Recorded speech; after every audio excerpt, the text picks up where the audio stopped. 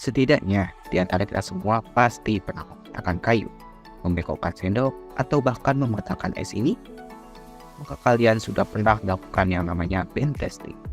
Bend testing atau bisa dibilang uji tekuk adalah pengujian merusak material yang bertujuan untuk mengetahui sifat mekanik suatu material, khususnya keuletan atau ketahanan pada retak.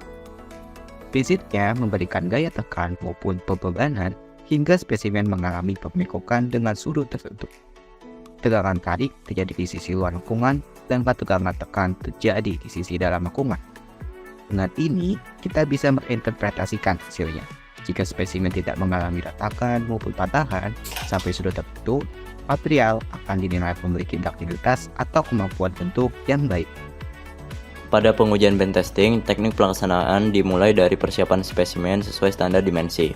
Spesimen kemudian dipasang pada fixture bending di Universal Testing Machine dengan konfigurasi 3-point atau 4-point bending. Jarak antar tumpuan diatur sesuai ketebalan spesimen untuk menghasilkan distribusi tegangan yang representatif. Pembebanan diberikan secara bertahap dengan kecepatan konstan, hingga mencapai sudut tertentu atau hingga terjadi retak. Selama proses, sisi bawah spesimen mengalami tegangan tarik maksimum, sedangkan sisi atas mengalami tegangan tekan. Parameter yang dikontrol meliputi panjang bentang, ketebalan spesimen, dan kecepatan pembebanan karena ketiganya memengaruhi nilai tegangan lentur yang dihitung menggunakan persamaan bending.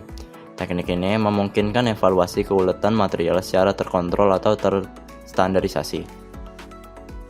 Metode bend testing diklasifikasikan berdasarkan posisi pembebanan pada spesimen. Dimulai dari metode yang pertama ialah cantilever bending, yang dimana satu ujung spesimen dijepit dan ujung lainnya diberikan beban, sehingga terjadi momen lentur maksimum di daerah penjepitan. Metode kedua ialah 3-point bending, yaitu kedua sisi spesimen dijepit sementara bagian tengah dibebani, sehingga tegangan tarik maksimum terjadi pada permukaan bawah di titik tengah.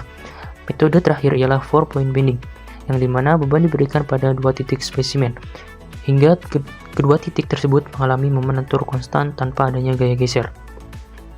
Bend testing memiliki beberapa keunggulan, diantaranya praktis, biaya rendah, dan mampu mendeteksi cacat retak maupun lack of fusion pada bagian las. Di balik itu semua, uji ini juga memiliki keterbatasan, yakni distribusi tegangan dalam spesimen tidak seragam dan dipengaruhi geometri serta kondisi pembebanan.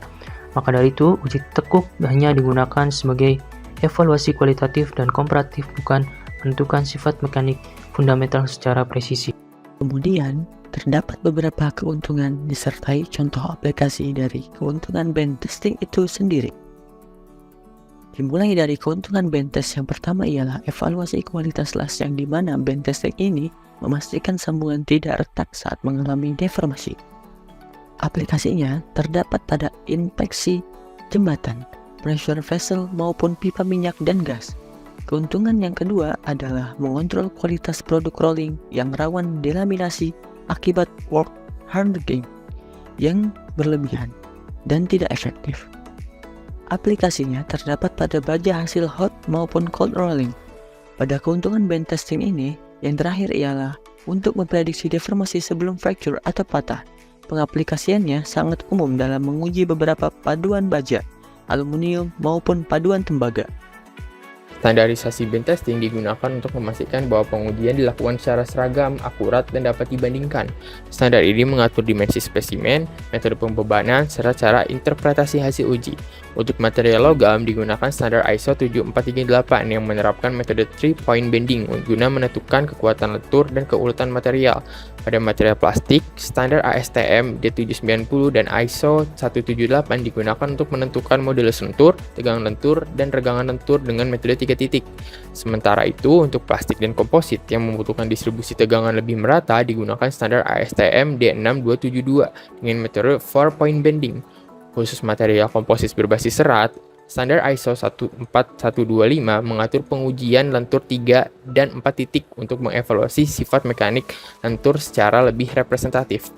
Dengan adanya standar-standar tersebut, hasil bend testing dapat digunakan secara andal untuk kontrol kualitas dan penelitian material. Demikianlah dari pembahasan kami mengenai bend testing, mulai dari aspek-aspek seperti prinsip, teknik, metode, hingga aplikasi bend testing yang diterapkan di beberapa industri. Terima kasih sudah menonton video edukasi dari kami. Semoga apa yang disampaikan dapat bermanfaat bagi wawasan kita semua. Dari kelompok kami yang terdiri dari saya sendiri, Pak Ridho Haq dengan NPM